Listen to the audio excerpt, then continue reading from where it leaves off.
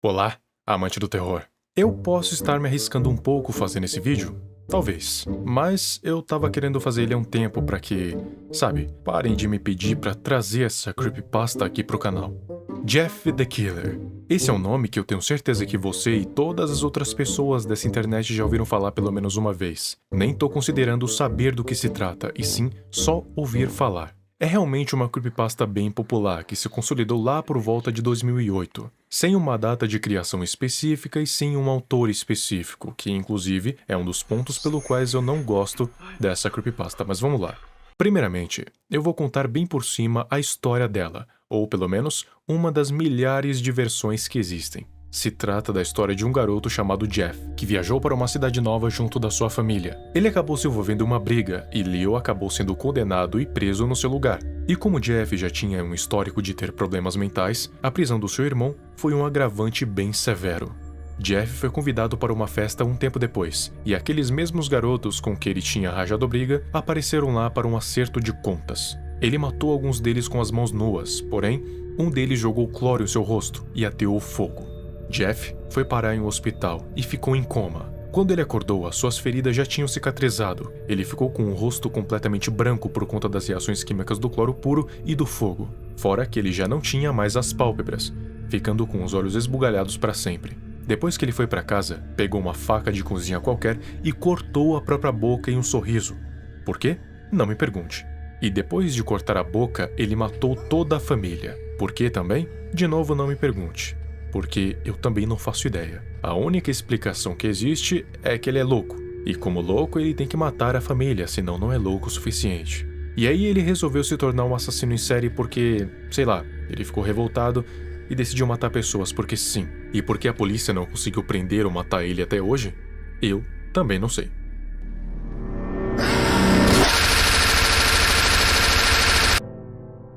E agora, por que eu considero essa lenda superestimada? Eu acho que a creepypasta do Jeff the Killer se tornou mais popular do que deveria ser, e eu tenho alguns motivos do porquê ela ficou tão famosa perante o público. Os fatores podem ser vários: participação ativa da comunidade, elementos de horror e choque, e o principal entre eles, ser uma creepypasta antiga, pois Jeff the Killer apareceu na época em que as creepypastas estavam surgindo, ou seja, na Era de Ouro, junto do Slenderman, Eyeless Jack, Sonic.exe, Tails Doll, Zalgo, dentre outras. E o que isso significa? Que a maioria das pessoas que praticamente veneram o Jeff the Killer hoje em dia só estão entorpecidas pelo doce aroma e sabor da pura nostalgia, o que é perfeitamente comum, considerando que é considerado uma das clássicas, surgida lá nos primórdios da internet com uma imagem.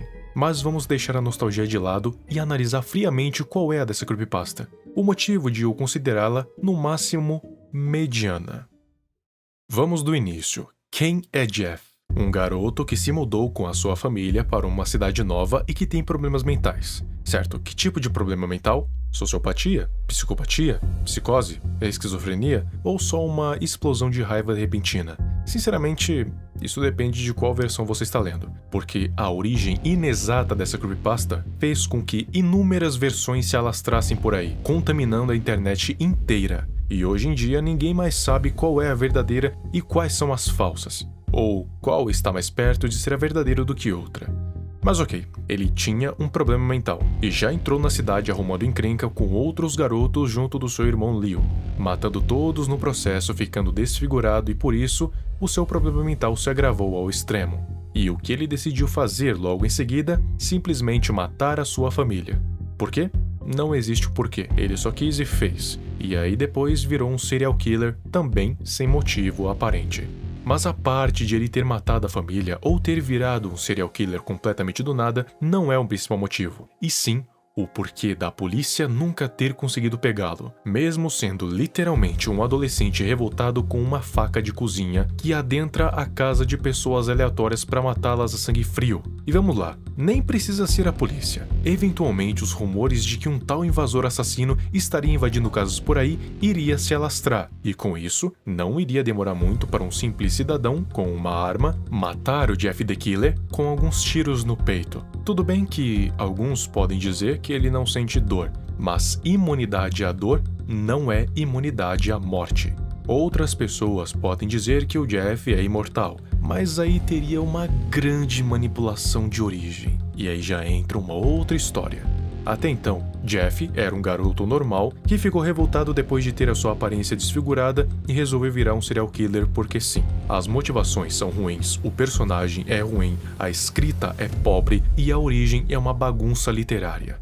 A única coisa boa envolvendo o Jeff é a sua frase de efeito: Go to sleep. Aí nós chegamos em um outro ponto. Saindo um pouco da creepypasta em si, vamos agora para sua fandom, que sinceramente me dá mais medo do que a creepypasta em si. Para quem não sabe o que é uma fandom é a comunidade de fãs de uma determinada obra ou personagem, ou seja, um grupo massivo de pessoas que gostam e comentam sobre aquilo que gostam, geralmente ficando em uma bolha fechada onde somente eles se interagem entre si, comentando sobre cada coisa. Esse canal, ViraQuest VQ, também tem um fandom. Todo canal relativamente crescido tem. Essa palavra tende a causar arrepios em muitos, porque quando algo tende a fazer sucesso do nada, ou até mesmo já faz sucesso tem algum tempo, consequentemente tende a atrair fãs um pouco fanáticos, ou seja, que defendem aquilo com unhas e dentes a ponto de até mesmo ameaçar outros de morte. Mas não vamos tão fundo assim, porque eu acho que uma boa parte da fandom da creepypasta do Jeff the Killer é um tanto estranha. Vamos começar com algo leve. Eu tenho certeza que, se você já pesquisou sobre, já encontrou alguma vez Jeff the Killer versus Slenderman. Eu sei que essa ideia parece ser absurda, mas eu acho que tem um fundamento por trás dela. Não narrativamente falando, mas sim porque, pensa comigo, as duas são creepypastas clássicas, então por que não colocar as duas para lutar entre si? Fazem isso até hoje, com Zalgo versus Escarlate. Só que narrativamente, isso não faz sentido algum. Slenderman é uma criatura sobrenatural com uma vasta gama de poderes além da compreensão humana. Consegue controlar mentes, mudar o clima, se teleportar, invocar tentáculos que cortam como facas e perfuram como lanças, manipula a tecnologia, a escuridão, o som, tem virocinese, telecinese, pirocinese, biocinese e vários outros. E quanto a Jeff, é um adolescente humano com uma faca de cozinha, possivelmente inibição de dor e uma mente psicopática. Quem será que vence, não é? Mas existe um outro lado dessa fandom que tende a ser um pouquinho mais bizarro. Você já ouviu falar em fanfic?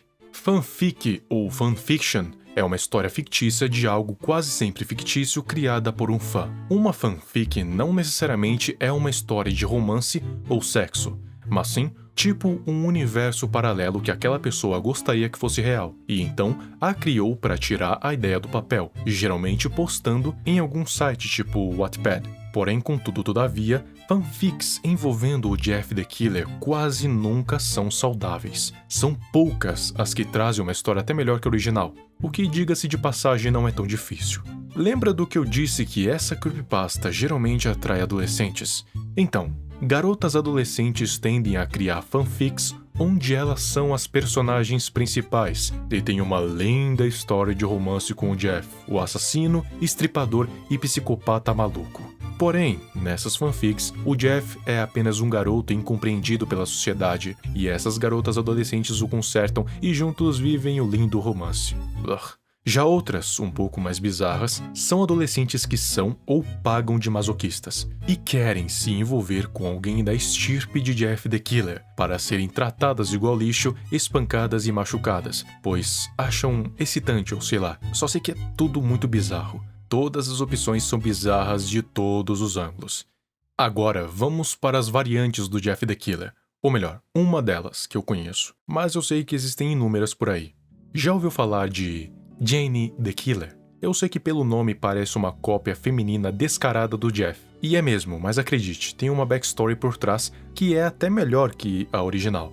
Jane foi uma das vítimas do Jeff. Ela teve a sua família toda morta e foi queimada viva por ele, recebendo como presente uma máscara branca e um TEPT, transtorno de estresse pós-traumático, que fez com que ela enxergasse tudo preto e branco.